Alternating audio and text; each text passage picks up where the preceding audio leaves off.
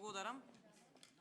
Се повикувам на член 90 и 91 од Деловникот, а верувајте ми дека и да не се повикам на ниту еден член, Деловникот овде не важи. Вие треба да воспоставите ред и мир, како што треба председателот на собраниските седници да воспостави. И јас во мојата дискусија во процедуралната забелешка ќе поставам неколку тези кои што се многу легитимни, како што и моите колеги претходно дискутираа.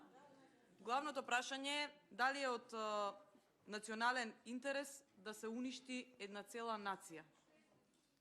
Еден од чекорите кои што ги превземате е токму денес со ваков закон кој што во минатата година Уставниот суд го укина, за да вие сега го оживувате на многу брутален начин.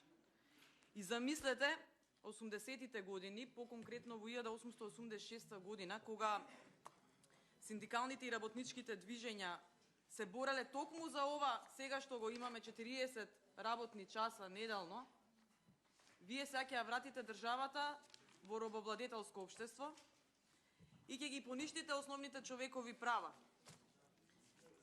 Патем, сигурна сум дека планирате да увезувате работници, бидејќи во нашава држава не само што младите се оцелија, туку за жал и многу мои врсници кои што се, да речам, во некоја средна возрастна група, со цели фамилии, со се деца, не сакат ни да се свртат веќе во Македонија. Успешни луѓе, успешни бизнисмени заминаа од државата. Дали ставате прст на глава, зошто е таа така? Не е пресуден само успехот и бенефитот финансиски во државата. Атмосферата ја направивте за никаде и за тоа си заминуваат луѓе од државата. И треба да прекине времето на носење на штетни закони на грбот на граѓаните. Треба да прекине, вие сте си доведени во заблуда да самата влада ве злоупотребува како пратеници, таа договара тендери и договори во 4 очи, а потоа носите закони и ги спроведувате нивните договори. Вие воопшто не сте запознати со договорот, ама сте се подпишале 14 луѓе и всушност овој договор е направен во 4 очи, а ќе биде наплатен од грбот на граѓаните. И еве едно легитимно прашање, со што биле мотивирани толку овие 14 предлагачи, подпишани пратеници на овој закон? И треба легитимно да одговорите и на граѓаните. А легитимно е прашањето, исто така, со што се мотивирани и колегиве, и колешкиве од мнозинството, за да го изгласаат овој закон. И замислете, вие кои што бевте поборник, и токму со тоа што се случуваше претходно пред да влезете во мнозинството, да сега го спроведувате насила да пробате да гласате дневен ред, ја не можам да извлечам друг заклучок, освен дека Филџанот си ја завршил својата работа. А и со што сте мотивирани, еве трето легитимно прашање, со што сте мотивирани за така да се однесувате? Видете, ова што не се променет од председател на комисијата, само го разбирам како пресметан чекор кој што вие го имате како мнозинство и претходно владата го имаше како мнозинство, буквално секој чекор е точно пресметан и нема случајност во политика, све е точно пресметано и напишано. Вие добро знаете и затоа сте оставен да го спроведете ова, а потоа ќе бидете запишани во мрачната историја на оваа држава. Без разлика со што сте мотивиран да го спроведете ова и колку бенефит ќе имате во иднина. Историјата во неколку пати, јас имам во неколку наврати кажано, дека дели на предавници и патриоти. И обично прво ги посочува предавниците за да каже како не треба. А патриотите се опевани додека предавниците се обично проколнати. Овој закон и онака ја направивте државата да зјае без луѓе, со овој закон ќе стане држава на робови и роботи. Против овој закон има дадено своји тези и размислување ССМ. И вели вака: пратениците од владеачкото, во дел од реакцијата само ќе ја прочитам, од владеачкото мнозинство сакаат прекувремената работа да може да трае и подолго од 8 часа во текот на една недела, повеќе од 8 часа во просек неделно во период од 3 месеци и повеќе од 190 часа годишно во случаите кога се работи за работи од национален и стратешки интерес за државата. По претходно дадена писмена согласност на работниците кои работат на проекти од национален и стратешки интерес, да немаат слободен ден и да работат во недела. Вели по претходно дадена писмена согласност на работниците, со сила ли ќе ги терате? За уши ли ќе ги влечете да работат? Ако не, камшикот ќе работи, нели? Понатаму имате реакција на гласен текстилец. Пратениците да не гласаат за измените и дополнување на Законот за работни односи кои се однесуваат за изградбата на коридорите 8 и 10. И низа реакции има. Понатаму има, повторно ви посочувам дека еднаш укинат закон на Уставен суд не може да се воскреснува и оживува и пробувате да го протнете овој закон, но сметам дека токму со овој закон работите против националните интереси, против својата нација. Само за подсетување, своевремено, еве во рака имам стенографски белешки од 20 декември 2021 година, своевремено тогашната министерка за труд и социјална политика, госпоѓата Јагода Шакпаска, бивша наша колешка пратеничка, ќе каже вака за тој закон. Законот предвидува воспоставување на баланс на приватниот и семејниот живот на работниците во нашата земја. Со ова законско решение 92%, ви повторувам, 92% од работниците ќе имаат можност да практикуваат семејни, но меѓутоа и социјални дружења. На тој начин, генерирајќи поголемо задоволство и поголема мотивираност, што ќе доведе до зголемување на продуктивноста во компаниите и во јавните институции каде што ќе работат. Замислете, вие одите да го нарушите балансот на приватниот и семејниот живот, вие одите против правата на 92% од работниците, вие одите да делегирате и да наредите да немаат семејни и социјални дружења, да немаат поголемо задоволство и поголема мотивираност во своите компании.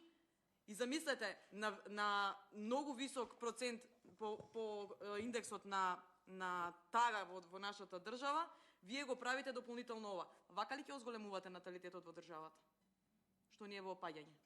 Вака, со овие се има нели во позитивното право, јас не сум правник, ниту сум професор, во позитивното право спаѓа и Законот за работни односи кој што ги унапредува и кој што ги дополнува работничките права. Вака ли ќе ги унапредувате вие работничките права? Вака ли ќе подобрувате економијата која што е во надолна линија и во длабоко под нулата? Вака ли градежништвото ќе окревате кое што со години го урнисавте? Како што кажав, имаше повеќе забелешки не само и незадоволство од синдикатите, имаше и од компаниите, членки на Стопанската комора, и за вас тоа ништо не важи. И кога се борите, кога државите се бореа и за време на короната и цело време се борат за да ги заштитат своите економии, вие носите штетни закони. Патем, само сакам да набројам неколку примери, членки на Европската Унија, каде што стремиме со нашите веќе дефинирани европски вредности да бидеме во тоа семејство. Патем, во Грција, работната недела е утврдена со закон да трае 40 часа. Во Германија постојат строги законски ограничувања на работното време. Не смее да се работи повеќе од 8 часа на ден и работната недела трае од понеделник до сабота. Работа во недела и на празници генерално забранета, иако постојат исклучоци предвидени со закон кои тие го дозволуваат. Понатаму, во Словенија полното работно време не може да надмине 40 часа неделно.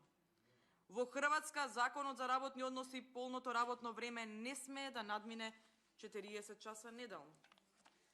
Во Кралство Белгија максималното просечно работно време е 38 часа неделно и 8 часа на ден. Па не случајно е наталитетот голем и не случајно имаат висок индекс на среќа тие држави. Во Република Франција вработените работат 35 часа неделно. Во Бугарија дневното работно време изнесува 8 часа, а работното време во текот на неделата е 40 часа. Во Црна Гора полното работно време изнесува 40 часа во текот на работната недела, освен ако со Законот за работни односи не е определено поинаку. Во Босна и Херцеговина полното работно време е 40 часа неделно, ако со закон или колективен договор, правилник за работа или договор за работа не е предвидено пократко траење. Во Србија полното работно време изнесува 40 часа, доколку поинаку не е определено со закон и со општ акт може да се утврди да трае помалку од 40 часа, но не пократко од 36 часа.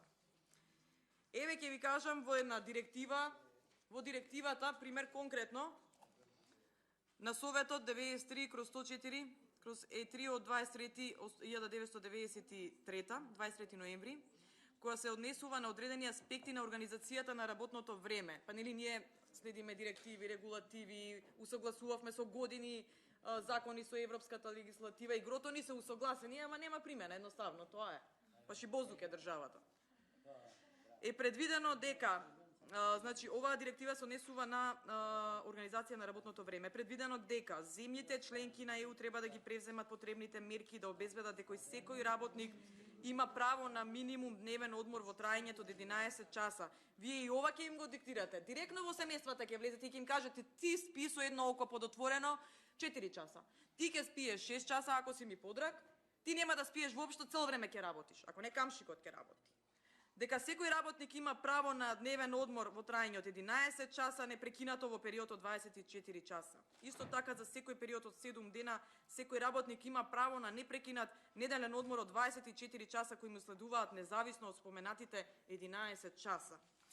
Според оваа директива, која во 2000 година е изменета, во 2013 исто така изменета непрекинатиот неделен одмор во принцип би требало да е во недела.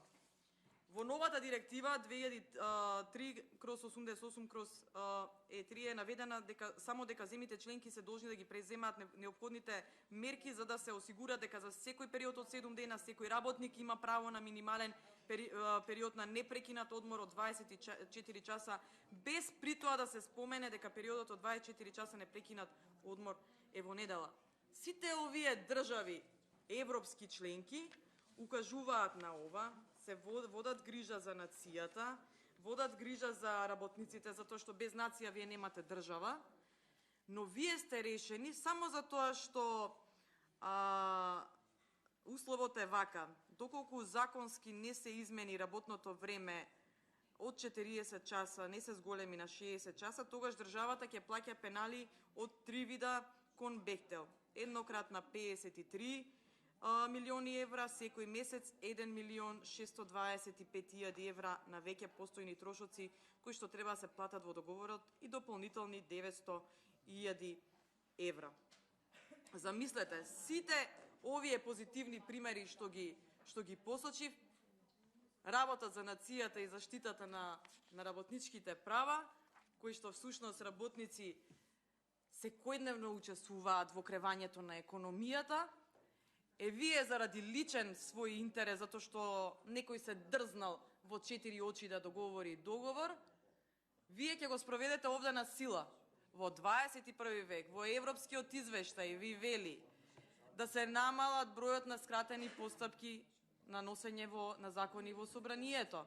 Над 50% имате скратени постапки со европски знаменца. И во духот на непослушност ваша кон Европската комисија, кон Европската унија, кон сите позитивни практики, вие повторно со цел паметна сила ќе гласате овдека дневен ред. Па ние овдека што сме? Инвентар, столициве овдека, па да не перципирате. А и доблесно е додека зборувам да не водите дебата и да ме слушате, бидејќи вие сте прв меѓу еднаквите кои што треба да направи ред на комисијата. Вашата некултура и дрскост ги поминаа сите граници. И јас се надевам дека доблесно ќе ми слушат. Истото важи и за вас, господин Зибери, бидејќи председателот на државата на комисијава не ве опоменува и додека јас се обраќам, си правите диалози и договори како ова да го спроведете на сила. Знаете како? Вие можете да се соберете и во ходникот онде да изгласате или на паркингов овде, да го изгласате ова. Тоа ви е во пракса. Но револтот на граѓаните, револтот на синдикатите е огромен кон вас, како власт. Искрено да ви кажам, па и не водам грижа дали вие сте свесни или дали се секирате колку е огромен револтот. Жално е за народот. И знаете како? Јас сметам дека француските протести во најмала рака треба да се случат во државата за вие да се освестите. А при тоа, вашата самобендисаност, сликање пред табли и така натаму, да престане. Затоа што не го почитувате работникот, утре ќе се сврти тркалцето, а верувате дека ја не знаев колку брзо се врти тркалото во држава. Ќе се сврти тркалцето и ќе бидете на страната на работниците. Или вашите деца ќе бидат на страната на работниците и ќе бидат обесправувани заради вие што сте ги носеле овие закони. Едноставно, треба да го слушате гласот на народот, треба да го слушате гласот на работникот,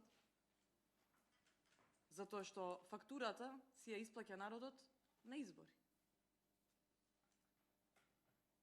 Очигледно заслепени од тоа што тазе влеговте еве во власта, занесени од гламурот на сликање пред табли, очигледно, како што кажа Филџанот си ја заврши својата работа, вие сте решени дрско и безобразно да донесете на сила дневен ред.